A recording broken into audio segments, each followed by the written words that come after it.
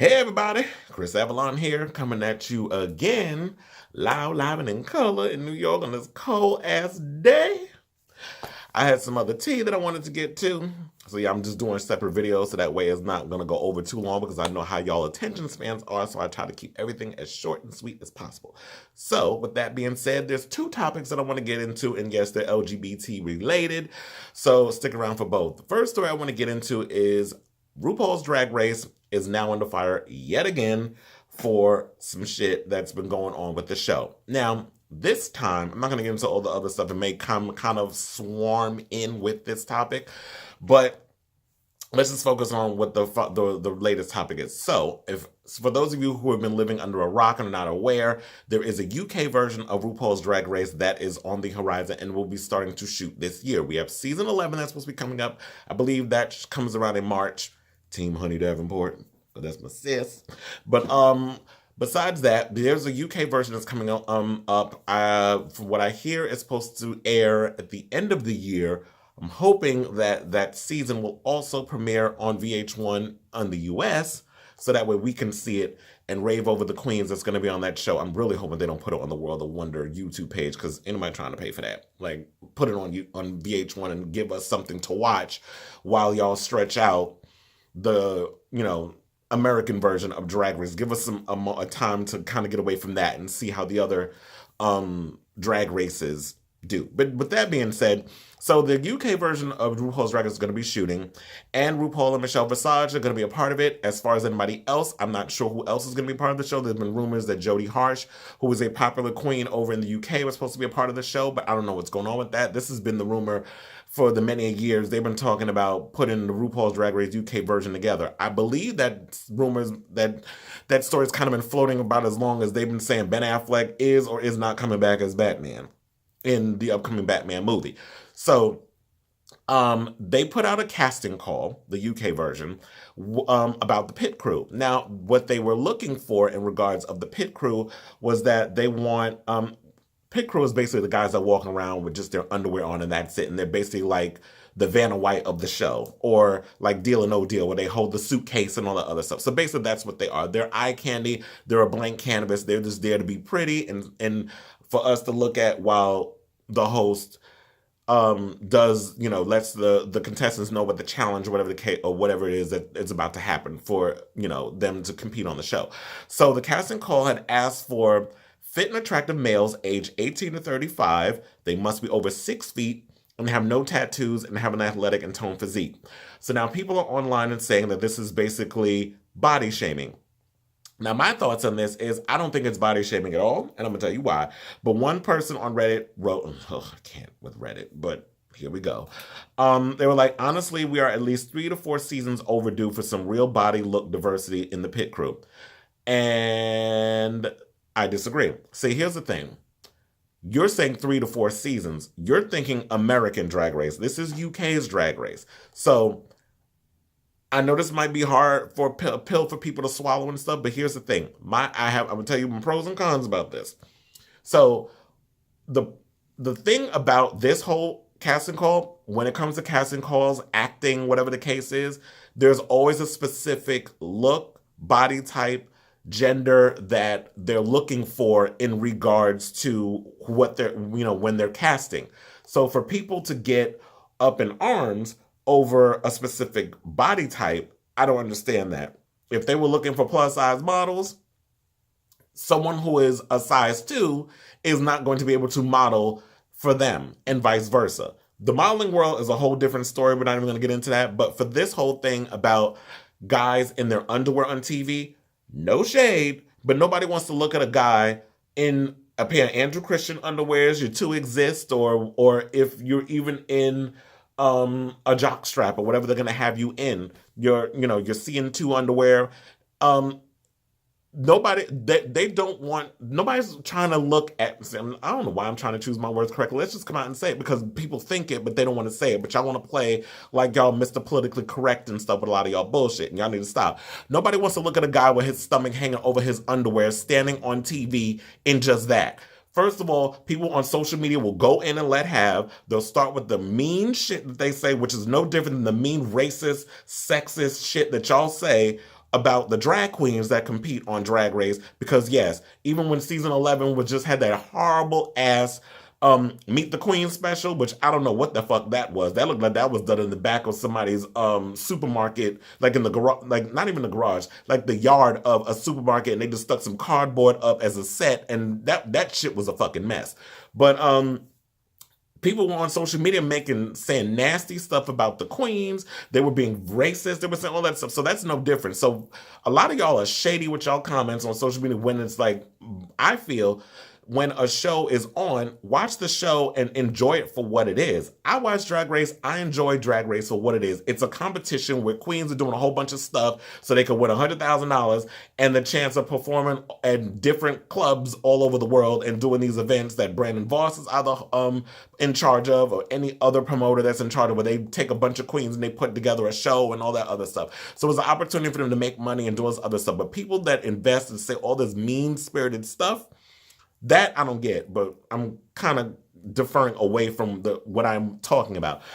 I don't find it discriminating at all. What I do have an issue with is the fact that you're trying to limit the height. Now, I feel like, now 18 and 35 isn't bad because that's like the norm of what they're looking for when they do a lot of these type of castings anyway. But only wanting guys that are 6 feet tall, I feel like maybe they should just change it to average height. And I think average height is like 5'7" or 5'8". 5'8" on up. It should have been like 5'8" and above. And that's that. So you can have a bunch of different people on there, because we have like Shauna Rouse, who is fine as hell, and I'm sure he is not 6 feet tall in America. We just recently had the guy, what's his name, Wilson, the fine ass Asian guy that was just on All Stars 4. I'm sure he's not 6 feet. I don't know. I have to look into that. But I like the diversity fact of, yes, we can have Latinos, Asians, blacks, anybody who is of a different ethnicity. I'm glad that, yes, let them audition. But for you to have to be a certain height, that is what I have an issue with. But in TV, we ain't going to know how tall somebody is unless you stand them all together. And it's like you got somebody who is Jason Momoa size, and then you got standing next to him someone who is Armand Rizzo size, and Armand Rizzo is 4'11". So you don't want to have somebody who's 4'11" standing next to somebody who's 6'2". It's going to look crazy. So I understand, aesthetically speaking, this is what they're looking for. And for people to say that this is, what they're looking for, like, I don't understand, like, see, I don't know. I just feel like people are just grasping at straws and they're just being like, just looking for stuff that isn't there. So when I understand that Drag Race has played this whole idea of being diverse in a lot of ways, but yes, they're diverse when it comes to their queens.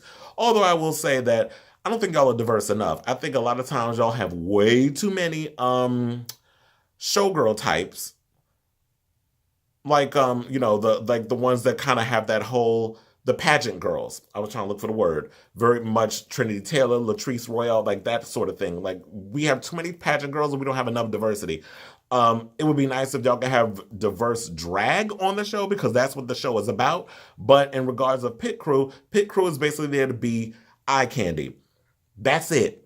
We're not asking them to cure cancer. They're not on doing other. Now, if that's what y'all want, then y'all should do another show. And that's kind of where my irritation with people with who bash Drag Race a lot, because when a lot of times when you watch Drag Race, it's like people want all kinds of, it's been a whole bunch of things. I had no issue with them saying, "Ooh, girl, you got she-male." Apparently, everybody tried to equate it with being transphobic. I didn't get that at all. What I got was, it was a play on words, which is what RuPaul's Drag Race is always about. It's about being campy, not taking yourself seriously, and a play on words. She-male was a play on email and Tyra Male, because the show kind of took from America's Next Top Model, Project Runway, and all these other reality shows, thrown in a blender and a gumbo with a little sprinkle, some wig glue, and all that other shit, and it became RuPaul's Drag Race. So for people to try to take it and put it there, I thought was ridiculous. Another thing, when people were getting mad because we didn't have trans women performing on Drag Race.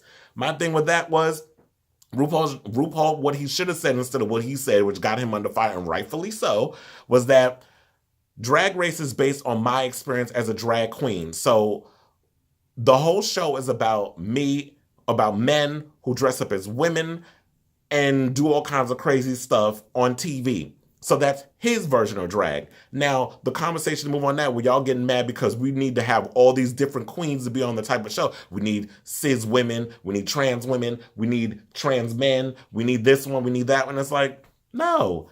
His show is his show. Now, what we do need is we need more representation of LGBT programming on television. So it would be nice if we had different shows on TV featuring drag queens. Or I would love to see a show about trans women where y'all are competing and modeling and doing all kinds of stuff. I would love to see those shows. I would love to see a show about trans men too. But we can't put everything off on Drag Race because it's the only representation that we have right now on television for the LGBT community or just the gay community. Because, I mean, women watch the show too, and straight women, gay men, kids. Like, we have a wide variety, because I've been to DragCon, so there are a wide variety of people who come and support drag queens and drag culture. I just kind of wish that with the success of Drag Race, television would kind of open up its doors and allow more, LGBT content to shine through. So that's all I wanted to say on that. So yeah, they were basically saying that the show has yet to crown. I mean, and yes, it has its issues with. We haven't had a big girl win the show. That it's basically been a lot of skinny girls, particularly a lot of white queens. I know a lot of people are saying that might be the issue they have with All Stars 4, that if we get another skinny white queen winning, we're going to be looking at that show with the side eye.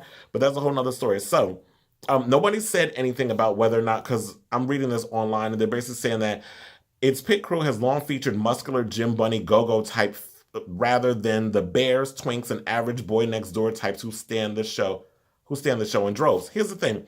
RuPaul's Drag Race is not a regular show. It's a show all about pomp and circumstance and visuals and all this other stuff. So, drag queens and go-go boys go hand in hand because these are the people you see in the clubs. You see the go-go boys in the clubs. You see the drag queens in the clubs. They all collaborate and work together. Porn stars also, because a lot of times, 9 times out of 10, these go-go boys either have their own OnlyFans, their Just for Fans pages, or they do legitimate studio porn.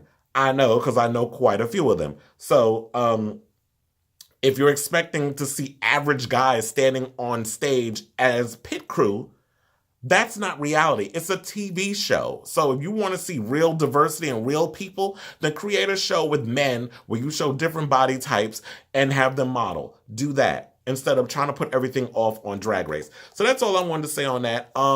Really quick, I want to talk about this whole thing about Troye Sivan, because I know I just spent literally 12 minutes talking about Drag Race and give my opinion on that.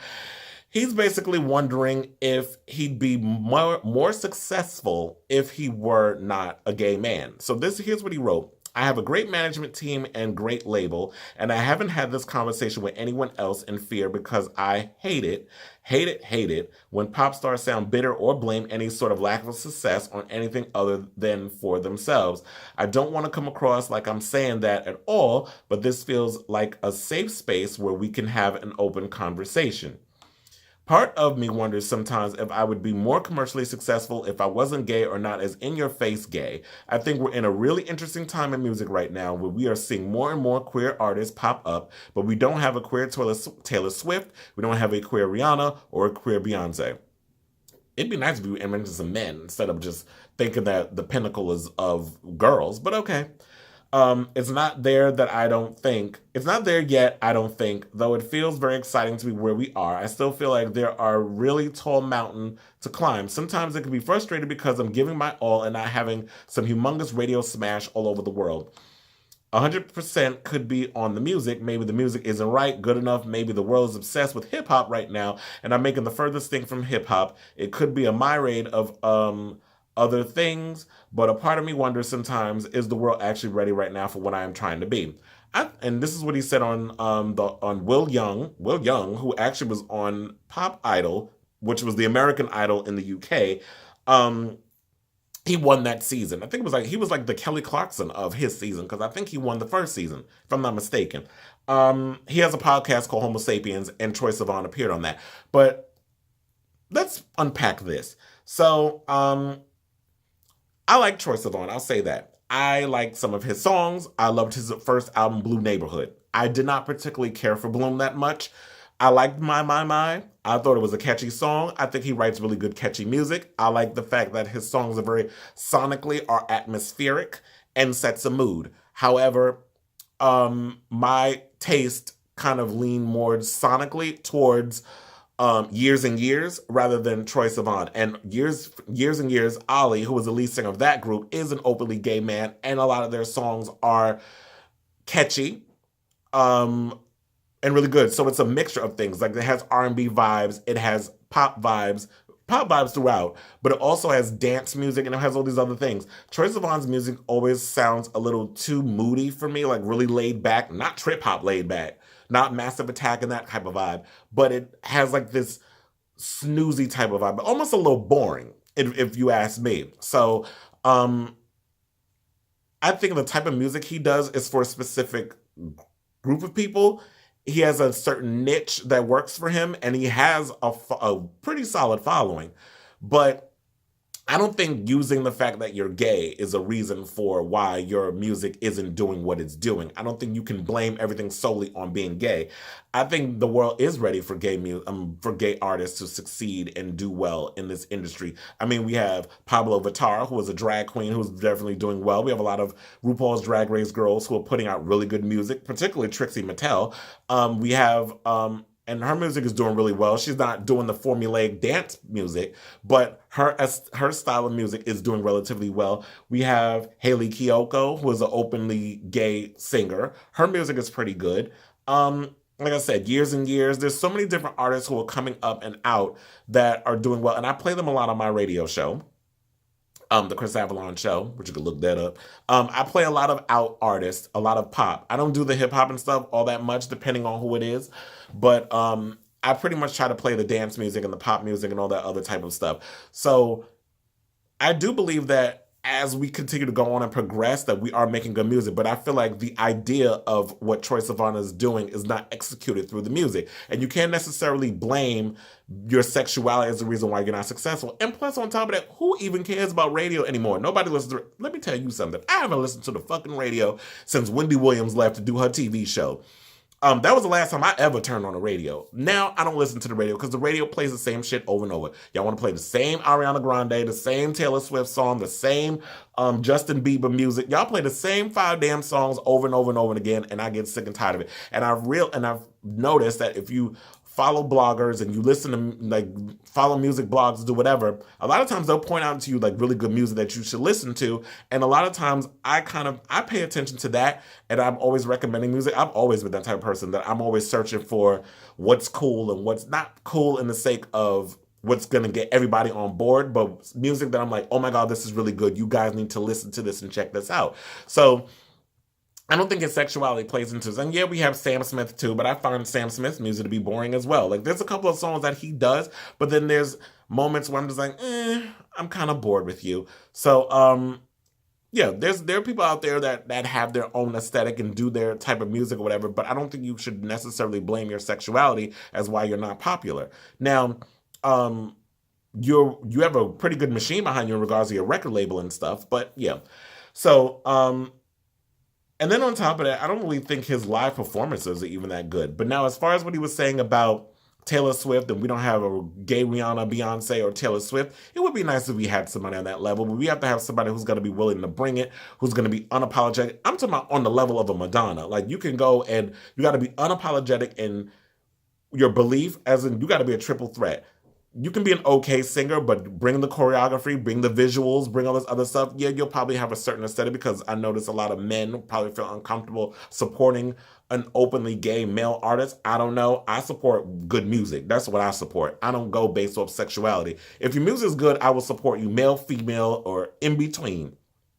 So if the visual is there, if the ideas are there, if you can bring it on a level, even if you don't even have a big budget, if you could bring it on a level of a Gaga or Taylor Swift or Beyonce or Madonna or whatever the case is, and you bring it in regards to the choreography, the costumes, the music is popping, and the lyrics, and everything there is, it has like a deeper meaning, or your music has something to say, I feel like we could get that queer Beyonce or queer Rihanna or queer Madonna or queer Taylor Swift. You just got to be willing to put yourself out there, and the music has to match the idea or elevate it in that way. So I don't know. Like I said, I gave my opinion. I don't necessarily agree that you should blame your sexuality on it. Yes, homophobia exists and all other stuff, but I don't think it's I think the tides are changing. A little slow, but I think the tides are changing in regards of openly queer artists and in the music business. Now, hip hop is another story.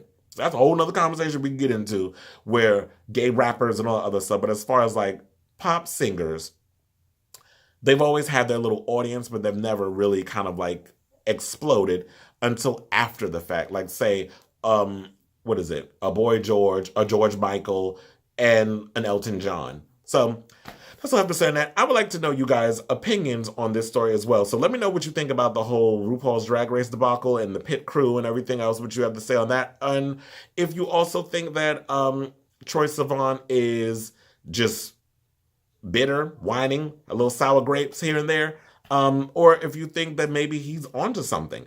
I would like to know your opinions on this. Definitely respond, like, share, subscribe, do all of that good stuff. I like doing these videos. I like talking to you guys and trying to get your opinion on stuff. I want to start a thing where it's like you don't have to go on social media and be nasty or mean or whatever the case is. Just come out, express yourself, give an opinion. The only way we're going to change things in the world, in my opinion, is if we go back and forth and have a respectable debate. I don't do shade. I don't do any of the other stuff. I just try to come out and say what I need to say. And I'm coming from a place of love, a place of concern, a place of wanting to understand, or I've already understood, but trying to get you to see from a different point of view. So I'm definitely interested in you guys' point of views on this. Leave a comment, all that good stuff. Love you all for watching. Ciao, darlings.